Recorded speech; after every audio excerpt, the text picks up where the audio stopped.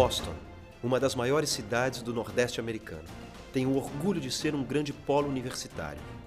Estudantes de todos os continentes vêm até aqui em busca de algumas das melhores instituições de ensino do planeta, principalmente Harvard e o MIT. Faz sentido que uma cidade tão ligada às ciências tenha um dos melhores museus do mundo no tema. Estamos no Museu da Ciência de Boston. Talvez a melhor tradução seria no plural, as ciências. Afinal de contas, essa coleção aborda as mais diversas áreas, da paleontologia à matemática, da ótica à geologia, da química à mecânica. E unindo todos esses temas, um grande objetivo: tornar a ciência divertida, trazer os conceitos para o dia a dia e para a linguagem mais simples. Fazer do aprendizado uma brincadeira e da visita um passeio leve e inesquecível para toda a família. São 3 andares e mais de 700 experimentos interativos. A recomendação dos curadores é que a visita comece pelo piso mais alto e que, aos poucos, o público vá descendo até a saída. Por isso, subimos pelas escadas rolantes até a primeira atração.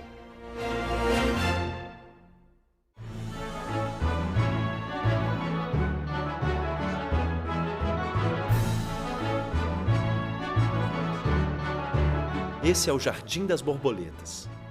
E ao contrário de outros museus mais tradicionais, aqui elas não estão mortas e espetadas em alfinetes. O encontro é bem mais bonito. Em um ambiente de temperatura e umidade controladas, vemos diversas espécies de borboletas, vivas, coloridas, a centímetros de nossos olhares.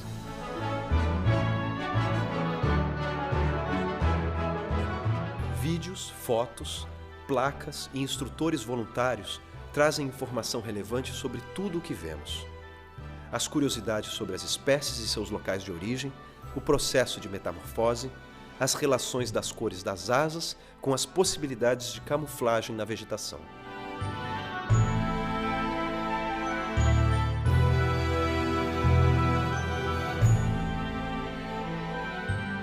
Boston é uma cidade muito fria na maior parte do ano, mas neste jardim o clima é sempre tropical.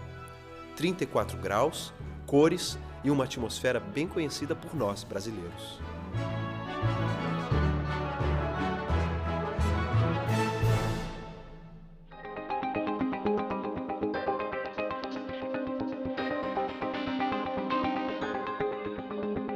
Neste museu, as mudanças de tema são rápidas. Tudo bem pensado para escapar do menor sinal de tédio. Agora já estamos em uma exposição chamada Seeing is Deceiving, ou Ver é Enganar-se. E a brincadeira é com as ilusões de óptica. Os pesquisadores utilizam esses casos para entender como o cérebro interpreta as informações que chegam pelos olhos. O quadrado que respira, por exemplo, nos deixa a ilusão de que a forma branca está aumentando e diminuindo o tempo todo, como se estivesse inflando e desinflando, o que de fato não acontece.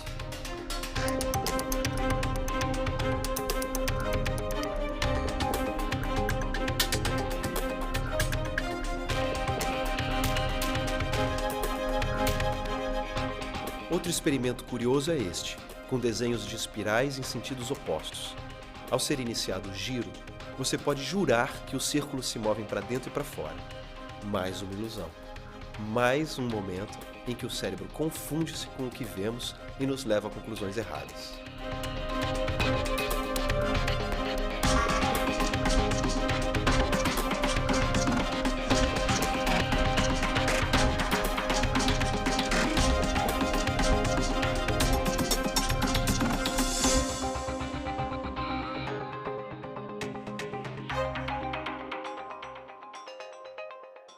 Sigamos aprendendo, sigamos nos divertindo. Para as crianças, há um cinema 4D, mostrando diversos aspectos da ciência através de histórias com personagens de desenhos animados. Os adultos podem preferir palestras e debates como este. O tema é o futuro da informática. Uma abordagem, obviamente, mais madura e sóbria do que a do cinema 4D, mas sempre fugindo do linguajar técnico ou rebuscado, e utilizando piadas, objetos, brincadeiras, é um misto de show e aula. And I'm going to show you the Harvard Mark I, one of the world's first computers. And John von Neumann, that computer scientist I just quoted, actually used this computer to do calculations during World War II for the Manhattan Project. Now you can see it was massive. It was 50 feet long. It weighed 5 tons. And this computer had the same computing power as a calculator. So obviously we've taken our giant computers and we've shrunk them down really, really small. At the time, the Harvard Mark I was incredibly powerful. It could do 3 calculations each second. If we compare that to one of our supercomputers today, one of our room-sized computers, this is the TH2 supercomputer in China. It's the world's fastest supercomputer. It can do 33,000 trillion calculations per second. That's a 33 with 18 zeros after it. That's pretty incredible. So the other trend we've seen is obviously that our computers have gotten a whole lot more powerful.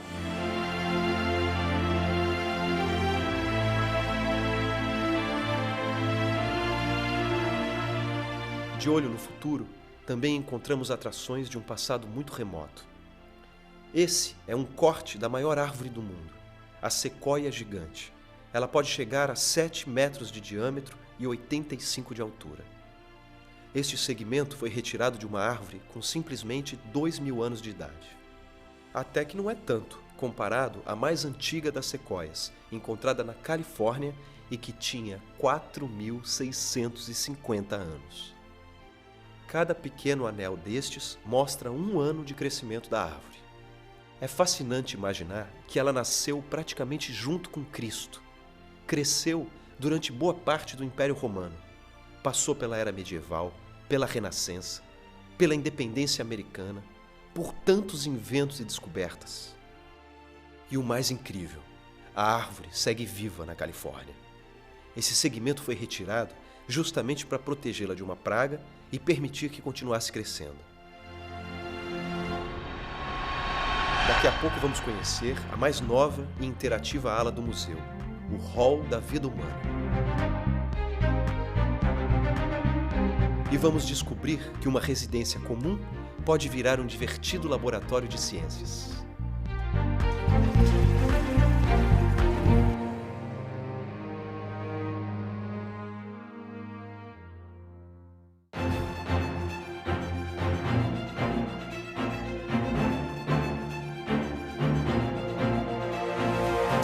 Mundo Museu está de volta a Boston, nordeste dos Estados Unidos. Em uma cidade conhecida por ter algumas das melhores universidades do mundo, também encontramos um grande museu, totalmente dedicado às ciências. Este é o Museu da Ciência. 3 andares de experimentos, interações e curiosidades para ensinar divertindo.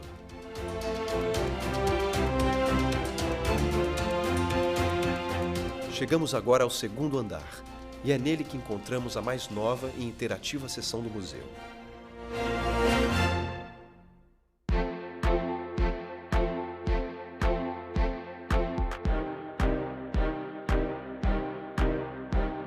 O Hall da Vida Humana tem 70 experimentos para que o visitante entenda melhor a parte da biologia que lhe atinge mais diretamente, o próprio corpo. A evolução, por exemplo, fica bem fácil de ser compreendida assim, diante destes cérebros. Note a diferença entre o tamanho e a sofisticação de cada um deles, desde o minúsculo cérebro de uma ave. O do gato é pequeno, mas já tem um nível de sofisticação que permite aos cientistas diversas pesquisas com resultados aplicados aos humanos. Os cérebros dos macacos são os mais parecidos com os dos homens.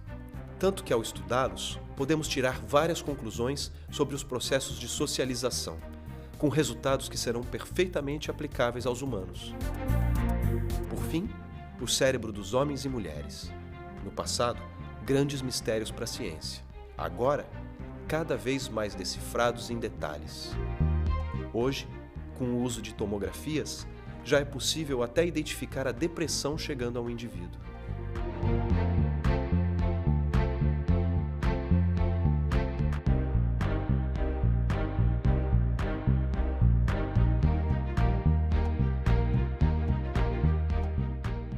Outras imagens muito curiosas do corpo humano são as das mãos. Diante de radiografias de pessoas com idades diferentes, alguns desafios são propostos. Quais destas mãos já pararam de crescer?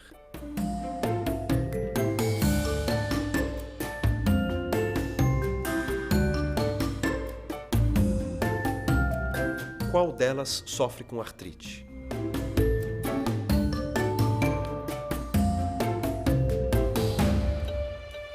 Qual delas tem uma fratura?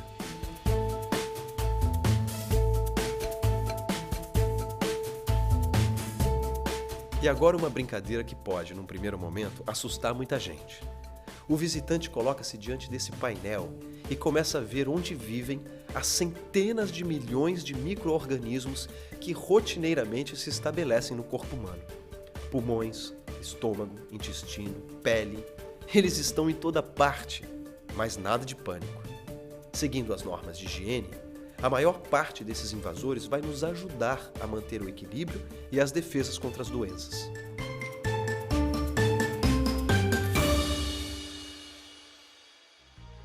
Conhecer melhor o nosso próprio corpo é fundamental. E aqui estão réplicas em tamanho real dos órgãos humanos. Encaixando, mexendo, brincando, é possível saber mais sobre eles, sobre a localização deles, sobre a importância de cada um. Um centro de estudos de genética também patrocina estes módulos para tentar passar os conceitos básicos sobre o tema. Neste museu, além de vídeos e fotos sobre os humanos, também podemos encontrar mais de 100 animais vivos.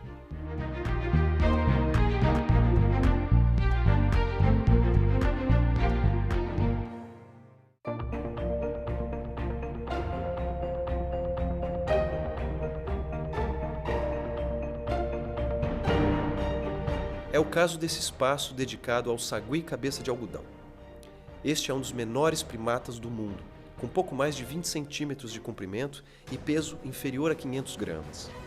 Eles são nativos da floresta colombiana, mas a grande quantidade de predadores e o uso frequente de pesticidas está dizimando a população desses animais. Por isso, o museu tem um programa para cuidar de filhotes como estes em cativeiro.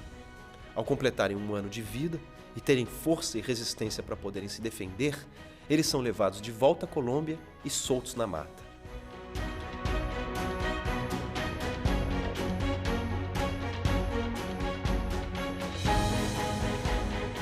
A ciência está na floresta tropical, nos laboratórios, nas telas, nas salas de aula, em toda parte, inclusive dentro das nossas casas.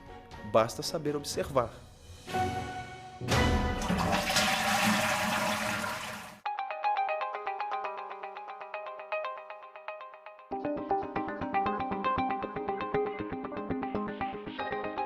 É o que nos mostra essa parte do museu, recriando alguns ambientes residenciais. Os objetos do cotidiano podem nos trazer ensinamentos interessantes. É o caso das lâmpadas domésticas. Quase todos já ouvimos falar que algumas são mais econômicas que outras. Mas é fazendo força ao girar esse mecanismo que sentimos mais claramente a diferença da energia necessária para acender cada uma delas. A lâmpada de LED é uma tranquilidade. Quase sem esforço, ela logo se acende. É preciso gerar apenas 8 watts.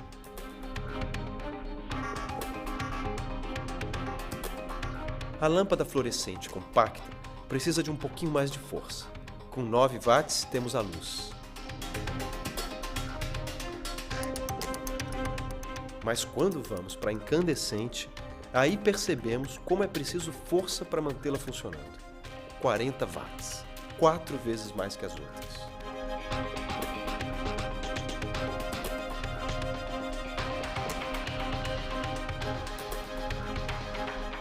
Enfim, lição prática de ecologia. O micro-ondas também é utilizado para dar algumas lições de física. Ao colocar um CD no micro-ondas, os cientistas destacam que o alumínio presente nesses objetos entra em autoignição, isso é, acontece uma combustão mesmo sem a presença de uma chama ou faísca.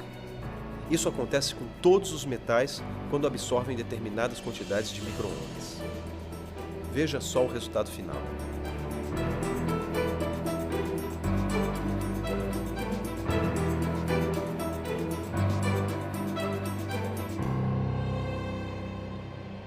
É o mesmo caso do papel alumínio quando colocado no forno de micro-ondas.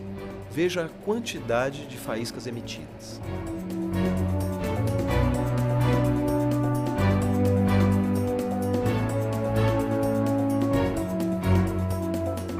E agora acompanhemos o que acontece com uma lâmpada incandescente.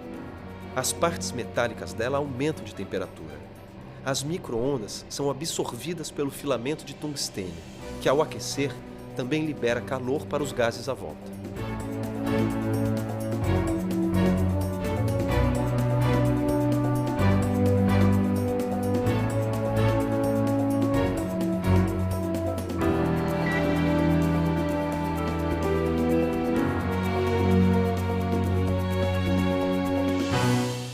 E até o banheiro, quem diria, pode nos trazer lições científicas e ecológicas.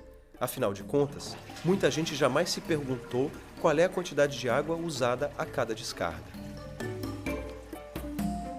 Pois aqui está a resposta. Quase 7 litros. Imagine isso multiplicado pelos milhões de habitantes das grandes cidades todos os dias. A água, sem dúvida, é uma das grandes questões do planeta.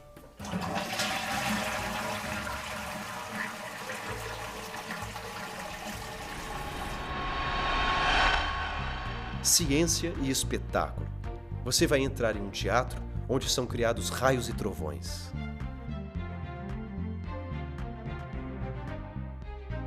E uma das atrações preferidas pelas crianças, a ala dos dinossauros. É o que veremos no próximo bloco.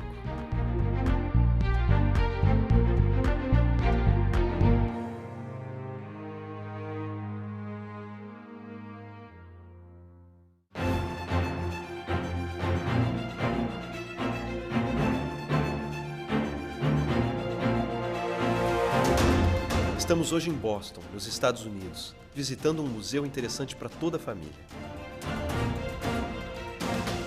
Uma instituição que se propõe a ensinar os conceitos da ciência de um modo interativo e divertido. Aprender brincando é sempre melhor. Nos blocos anteriores já vimos atrações com animais vivos, desafios de ótica, jogos sobre o corpo humano, curiosidades sobre a ciência que podem estar dentro de casa. E o museu ainda tem muitas surpresas.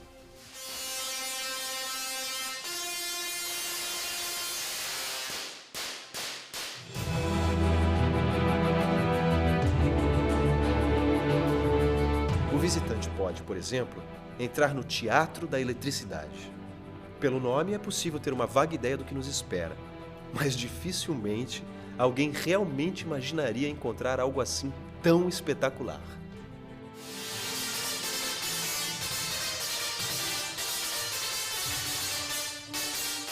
Um palco gigante, com um misto de ator e monitor científico. Equipamentos imensos. E a ação começa. The machines behind me are lightning machines. They produce over 1 million volts of electricity, and we use them for experiments to better understand the way lightning behaves and lightning safety. Because this isn't a movie and it's not a special effect, there's no way for me to turn the volume down. So if you or anyone you brought with you is not really a big fan of bright flashes and loud noises, you're probably not going to enjoy the show too much. É o conhecido talento dos americanos para o entretenimento, desta vez aplicado às lições de ciência. Não faltam as piadas e as surpresas no roteiro. That spark isn't electricity, it's hot air. And there's a really easy experiment we can do to prove that. Heat is an effect of electricity moving through the air. Entre um momento mais descontraído e outro, o monitor trata de explicar a formação dos raios e trovões. The two effects that we're going to focus on today are the light and the sound, because they are what we call thunder and lightning. Thunder being the noise, lightning being the light. They're evidence that electric charge is moving through the air, but remember, we can never ever see electricity. We only see these results.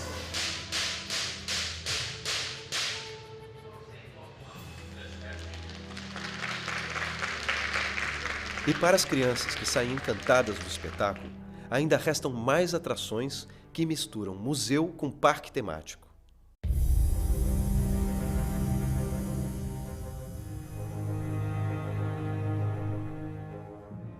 A chegada à ala dos dinossauros tem o impacto de ficar frente a frente com a réplica do que era um Tiranossauro Rex.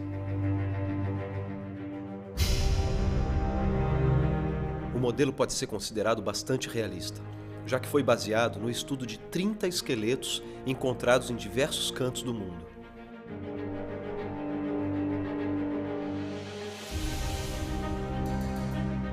5 metros de altura e até 12 metros de comprimento. Garras afiadas e resistentes, dentes enormes, cabeça, corpo, cauda e pernas musculosos e ágeis. Uma máquina de caçar, a mais poderosa de todos os tempos. O super predador. Segundo alguns cientistas, capaz de alimentar-se inclusive de animais da mesma espécie. Eles viveram há 65 milhões de anos e os vestígios do T-Rex foram encontrados em diversos estados americanos, no Canadá, na China e na Mongólia. Aqui também encontramos uma reprodução da única pegada de tiranossauro encontrada até hoje. Foi no deserto do Novo México e ajudou os cientistas a calcularem o tamanho, o peso e, por associação, a semelhança com outras espécies que têm 3 dedos e grandes garras.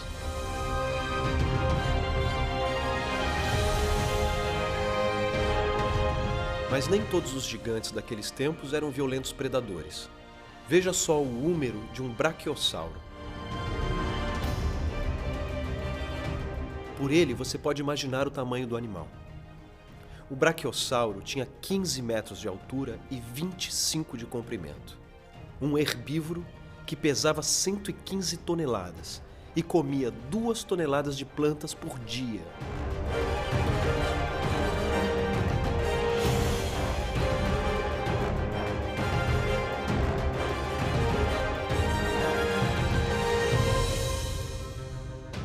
Agora encontramos o esqueleto completo de outro dinossauro bastante curioso, o Triceraptor, que, como o nome em latim indica, tem 3 chifres, 2 na testa e 1 sobre o nariz. Podemos notar alguma semelhança com os rinocerontes da atualidade. Só que ele tinha 6 metros de comprimento e quase 3 metros de altura. Mas o que o torna especialmente fascinante é que, segundo alguns cientistas, o Triceraptor seria um dos poucos animais capazes de travar duelos equilibrados com os tiranossauros. Baixo, forte, com longos chifres, a cabeça protegida por uma espécie de crista e o corpo coberto por uma grossa escama. Seria a defesa quase perfeita contra o ataque quase perfeito. Um duelo que desperta a imaginação de muitas crianças que vêm até aqui.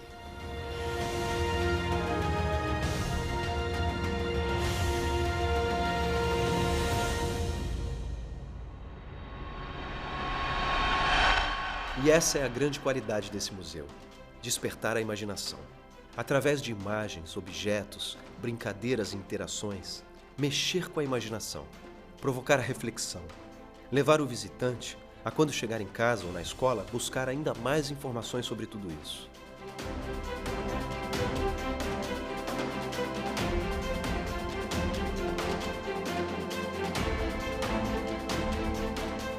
Esse é o Museu de Ciência em Boston, provando a cada atração que o conhecimento pode e deve ser muito divertido.